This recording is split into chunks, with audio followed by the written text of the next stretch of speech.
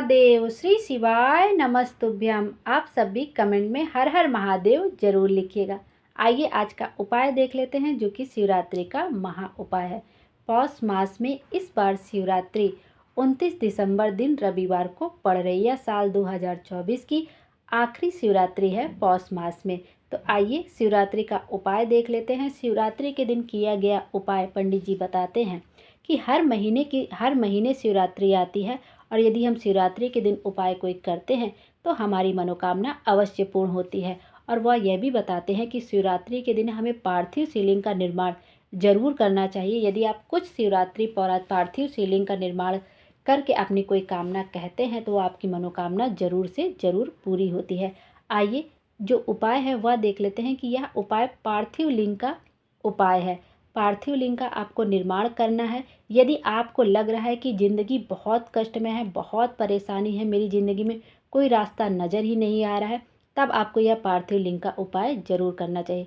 वैसे तो पंडित जी हमेशा बताते हैं कि हमें पार्थिव शिवलिंग महीने में कम से कम एक बार अवश्य ही बनाना चाहिए। जब हम पार्थिव शिवलिंग का निर्माण करते हैं तो जिन हाथों से हम निर्माण करते हैं उन हाथों की लकीरें अपने आप ही सुधरने लगती है। और उन्होंने हर शिवरात्रि के दिन ये भी उन्होंने कहा है कि यदि आपकी कोई विशेष मनोकामना है तो आप हर शिवरात्रि पार्थिव शिवलिंग बनाकर उसका पूजन करें, आपकी मनोकामना बहुत शीघ्र पूरी हो जाएगी। और उसमें से उन्होंने ये पार्थिव लिंग का एक उपाय भी बताया है, जिसको आपको एक शिवरात्रि पर करना है, या जब तक आपकी मनोकामना पूरी नहीं हो जाती तब तक आप यह उपाय कर सकते हैं। या आप उपाय सुबह भी कर सकते हैं और शाम को भी कर सकते हैं। किसी भी समय आप यह उपाय कर सकते हैं। जब जीवन में लगे कि बहुत कष्ट है, बहुत परेशानी है, ज़िंदगी में कुछ भी अच्छा नहीं हो रहा है, कहीं से कोई रास्ता नज़र ही नहीं आ रहा है, तब आपको यह उपाय अवश्य करना चाहिए। आपको पार्थिव लिंग का निर्माण करना है, किसी वृक्ष के नीचे कर लीजिए, या अपने घर के गमले में कर लीजिए, या घर में ही पार्थिव लिंग का निर्माण कर लीजिए। किसी पात्र के ऊपर रख के आप पार्थिव लिंग का निर्माण कर सकते हैं। पार्थिव लिंग का निर्माण करने के लिए यदि आप किसी वृक्ष के नीचे कर रहे हैं तो उसी मिट्टी को थोड़ा सा ऊंचा कर लीजिए।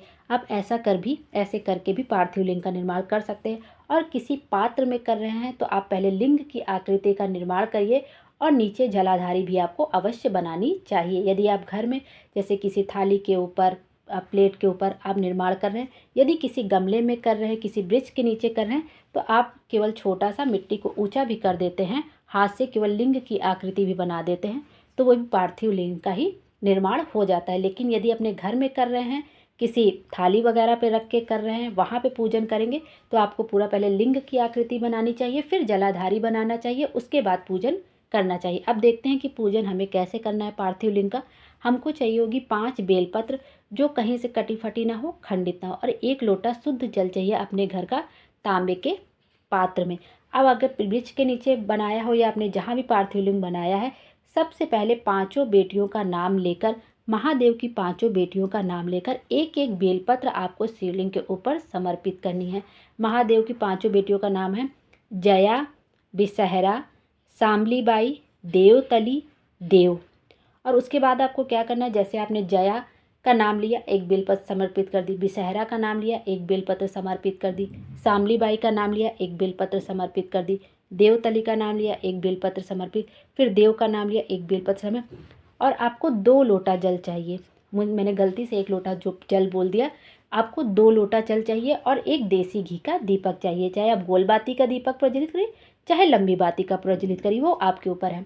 2 लोटा जल, एक घी का दीपक और 5 बेलपत्र इस तरह आपको समर्पित करनी है। फिर जब 5 बेलपत्र समर्पित हो जाए तो दोनों तांबे के लोटे को एक एक हाथ में अपने पकड़ना है, और धीरे धीरे श्री शिवाय नमस्तुभ्यम बोलते हैं, नमः शिवाय बोलते हैं, ओम नमः शिवाय बोलते हैं, नारियां कहेंगे नमः शिवाय, ओम नमः शिवाय बोलते हो, पुरुष डायरेक्ट ओम नमः शिवाय कहते हुए जल पार्थिव लिंग पर समर्पित करते चले जाएंगे धीरे धार के साथ। जब आप समर्पित कर दें तो उसके बाद आपको 5 बेलपत्र, जब आपका जल अच्छे से चढ़ जाए उसके बाद दीपक प्रज्वलित कर दीजिए, और उसके बाद 5 बेलपत्र को उठा लेना है और अपने घर लेकर आ जाना है, और अपने घर के मंदिर पर आपको वह बेलपत्र रख देनी है।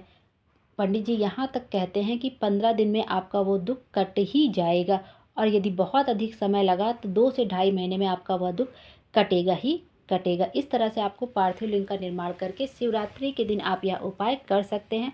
जीवन में जितना भी बड़ा कष्ट होगा, यह उपाय करने से आपका वह कष्ट जरूर से ज़रूर दूर होगा। सिर्फ पार्थिव लिंग का निर्माण करना है, 5 बेलपत्र महादेव की 5 बेटियों का लेकर नाम लेकर समर्पित करना है, 2 लोटा जल समर्पित करना है, 1 घी का दीपक प्रज्वलित। जब घी का दीपक ठंडा हो जाए जो आपने प्रज्वलित किया है, उसके बाद आप पार्थिव लिंग का विसर्जन कर सकते हैं। यदि आपने वृक्ष के नीचे किया है, गमले में किया है, तो वहीं पे आप विसर्जन कर दीजिए। और यदि आपने किसी प्लेट में, थाली में बनाया है, तो आप किसी पात्र में जल ले लीजिए, थोड़ा सा उसमें फूल डाल लीजिए और पार्थिव लिंग को उस जल में डाल के विसर्जन कर दीजिए। जब आप पार्थिव लिंग का विसर्जन करिए तो एक बात का विशेष ध्यान रखिए कि जब आप पार्थिव लिंग का विसर्जन करें तो जलाधारी, जो पार्थिव लिंग का जलाधारी का मुख होगा वो आपकी ओर होना चाहिए। वो जलाधारी का मुख आपकी ओर होना चाहिए। जब आप विसर्जन करें तो अपनी कामना कहते हुए उस पार्थिव लिंग का विसर्जन आपको जल में कर देना चाहिए। इस तरह से जब हम विसर्जन करते हैं तो हमारी मनोकामना अवश्य ही पूर्ण होती है। और अपनी मन की बात जलाधारी को देखते हुए आपको अपने मन की बात कह देनी है। जब आप जल में विसर्जन करेंगे तो जलाधारी का थोड़ा सा भाग आपको दिखना चाहिए और अपने मन की बात कह दीजिए और जलाधारी का मुख आपकी तरफ होना चाहिए। इस बात का ध्यान रखिएगा। और जब पार्थिव लिंग का निर्माण आप किसी थाली में, प्लेट में करिएगा और जलाधारी के साथ निर्माण, तो यदि आप किसी प्लेट, थाली में कर रहे हैं, अपने घर में कर रहे हैं, तो जलाधारी के साथ निर्माण करिएगा। और इस बात का ध्यान रखिएगा कि जो आपने पार्थिव लिंग का निर्माण किया है उसको आप बेलपत्र की पत्ती के ऊपर ही रखिएगा और बेलपत्र के सीधे वाले भाग पे पार्थिव शिवलिंग को रखा जाएगा। और जो बेलपत्र की डंडी का मुख होगा वो उत्तर दिशा की ओर होगा और पार्थिव लिंग के जलाधारी का मुख भी उत्तर दिशा की ओर होगा। इस बात का ध्यान रखते हुए घर में पार्थिव शिवलिंग का निर्माण करिएगा कि जो बेलपत्र का चिकना वाला भाग होगा वो ऊपर की ओर होगा, उसके ऊपर, और डंडी का मुख बेलपत्र का उत्तर दिशा की ओर होगा और जलाधारी का मुख भी, पार्थिव लिंग की जलाधारी का मुख भी उत्तर की होगा।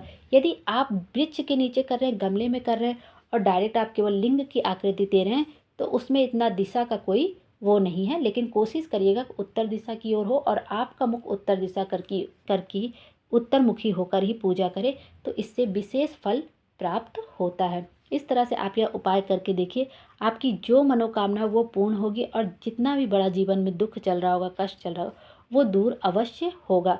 और वैसे पंडित जी ने बताया कि हर शिवरात्रि के दिन हमें पार्थिव लिंग का निर्माण अवश्य करना चाहिए। महीने में कम से कम आप किसी भी दिन पार्थिव लिंग का निर्माण कर सकते हैं और यदि शिवरात्रि पे करते हैं तो बहुत ही अच्छा होता है, पुण्य फलों की प्राप्ति होती है। और उन्होंने एक चीज़ और बताई है कि यदि आप उस दिन विसर्जन नहीं कर पा रहे तो शिवरात्रि हो गया, प्रदोष हो गया, ऐसे किसी दिन अगर आप पार्थिव शिवलिंग का निर्माण करते हैं तो उसी दिन आपको विसर्जन करना जरूरी नहीं होता है।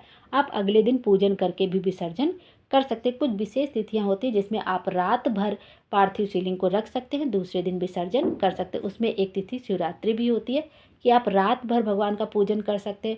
आप सुबह बनाए तो सुबह भी जल वगैरह चढ़ा के अपना उपाय कर सकते हैं, फिर शाम को भी पूजन कर सकते हैं, फिर अगले दिन भी पूजन करके आप पार्थिव शिवलिंग का तब विसर्जन कर सकते हैं। इस तरह से आप पार्थिव लिंग का निर्माण करके विसर्जन कर सकते हैं। और अगर यदि आप लंबी बाती लगा रहे हैं तो पंडित जी ने ये बताया है कि लंबी बाती जो आप प्रज्वलित करेंगे वो भगवान की ओर करिएगा। यदि किसी विशेष कामना से कर रहे हैं और मंदिर में बाती लगा रहे हैं तो यदि आप किसी विशेष कामना से करेंगे तो बाती का मुख आपकी तरफ होगा। लेकिन यदि आप केवल भगवान के लिए लगा रहे हैं कि भगवान हमारे घर में सुख समृद्धि भरे, धन समृद्धि रहे, सफलता रहे हमारे जीवन में, तो आप नॉर्मली भगवान की तरफ कर दीजिएगा। लेकिन कोई विशेष कामना से मंदिर में दीपक लगा रहे हैं और लंबी बाती का लगा रहे हैं तो अपने तरफ मुख करके वो बाती का मुख अपने तरफ प्रज्वलित करके तब अपनी कामना कहिएगा। श्री शिवाय नमस्तुभ्यम, हर हर महादेव। भोले बाबा हम सब की मनोकामना पूरी करें और हमारे जीवन को खुशियों से भर दे। Thank you.